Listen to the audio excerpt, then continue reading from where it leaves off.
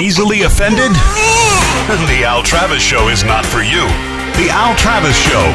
All sides are welcome. We're going to get down and jiggy with it with Jay Caldwell, the voice there in central Minnesota. Jay, how are you?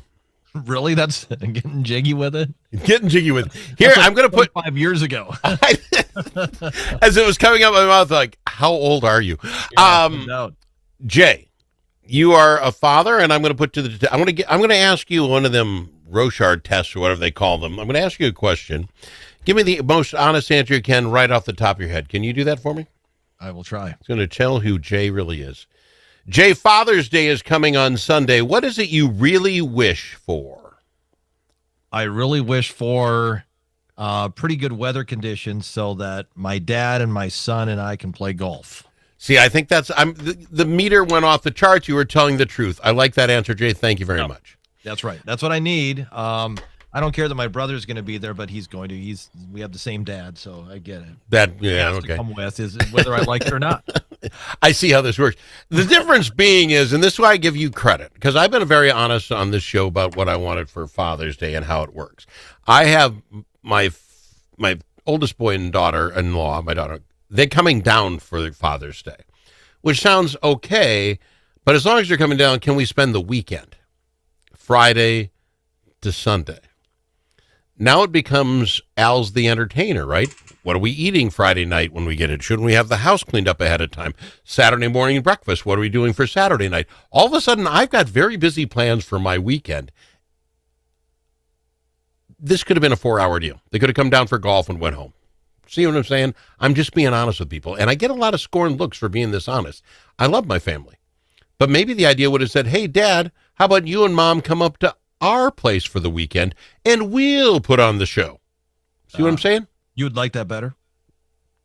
No, I like sleeping in my own bed, but the actual idea of the whole thing is this is why I like you being very honest. My wife would tell you, if you ask my wife what she wants for Mother's Day, you know what it is? I hope all my family is happy and healthy. That's crap. That's a great answer, but come on. We all know that. That's like baseline. Now, what would you like on top of that? Jay Caldwell wants to golf with his old man. I like that, Jay. I like that a lot. And I'm hoping we don't have any weather delays and everybody in front of me moves at a quick pace. That's probably not going to happen, but at least I can hope. Last weekend was the worst weekend for that in all golf so far this year. We got behind a foursome. I don't know if everyone knew how to golf or they're practicing golf. I have no idea. But if you're used to playing about a 3 hour and 15-minute round and you get to almost 4 hours, you might as well pull my eyeballs out. Yeah. You hit a bad shot and you just stand over it. You linger in it. You bathe in it. I hate that. Yeah, you end up, you feel like you're waiting a long time. Because I know that if there is nobody in front of me, I could probably do it in like 3 hours, 3:15, something like that.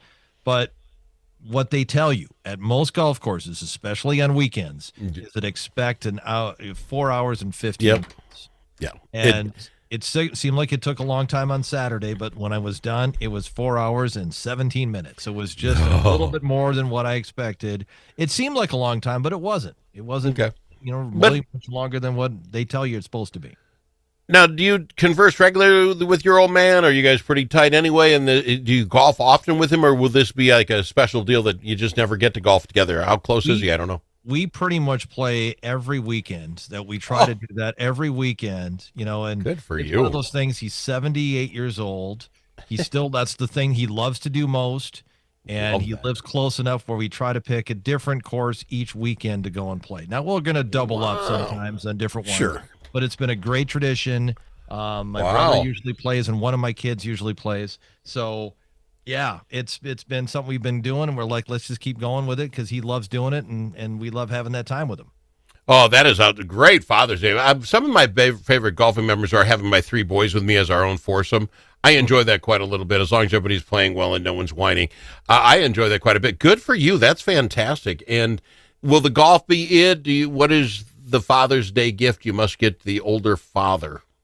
I think what we're buying is golf, and then we'll probably take him out to dinner afterward. I think that's pretty much it. He's reached the age now where it's, anything that he really wants, he's going to buy for himself. Yeah. I could get him the golf balls that he always plays, but he's probably got a good supply of that anyway.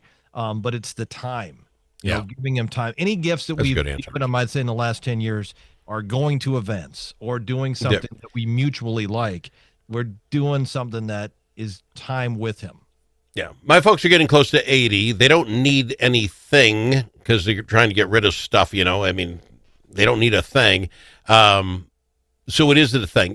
What I'm saying, an event, to give them, a certificate to go to dinner somewhere together or a movie or something.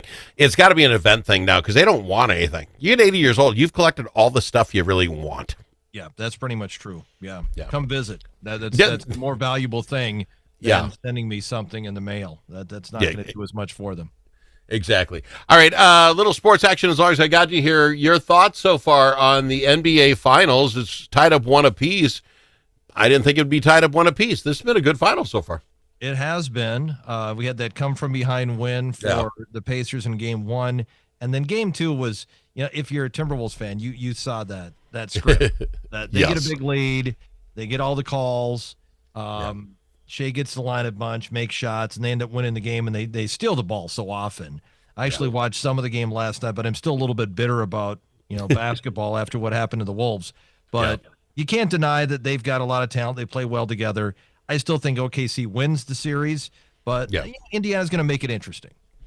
What do you, and I've been asking my friends because now we've had that week now to lick our wounds, what is it Minnesota do you think Timberwolves have to do in this offseason? I find it weird that Thibodeau got fired out of the New York Knicks. I mean, for goodness sakes, had him to the finals, 2 years in a row or, 50-plus wins. Is Finch in trouble here, or what do we need to do to get over the hump? I don't think Finch is in trouble as far as keeping his job. What do they need to do differently? Yeah. They get it. I mean, it starts with, does Julius Randle decide to pick up his player option? Okay. That's going to trigger a bunch of moves probably. If he decides to keep it, then what do you do with Nas? Can you still keep Nas? We don't know. Nickeil Alexander-Walker's probably going to walk.